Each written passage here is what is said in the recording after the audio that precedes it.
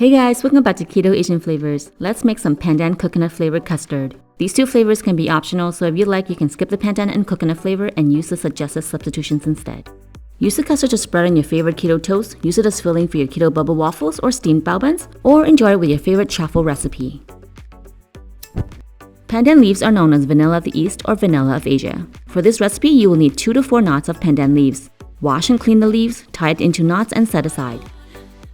As an option, you can skip it by adding an extra teaspoon of vanilla extract to the recipe.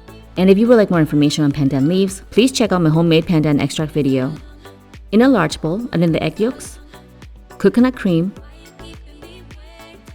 unsalted butter, allulose, and vanilla extract. Whisk all the ingredients together and pour the mixture through a sieve. Discard any bits left behind. Preheat a non-stick skillet on low heat. Pour the mixture into the skillet and add in the pandan leaves if using.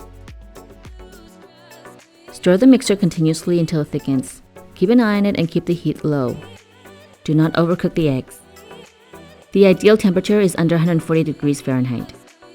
As an option, use a pinch of gum arabic and a pinch of guar gum to thicken the custard faster. Cook time is around 20 to 25 minutes on low heat, but it depends on your preference. If you would like a thicker custard, cook it for longer. Keep in mind that it will thicken a bit more when chilled in the fridge.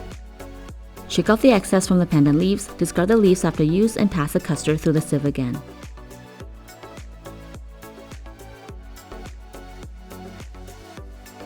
This pandan coconut custard can be used in many recipes, including delicious layered cakes, and even as a base for ice cream.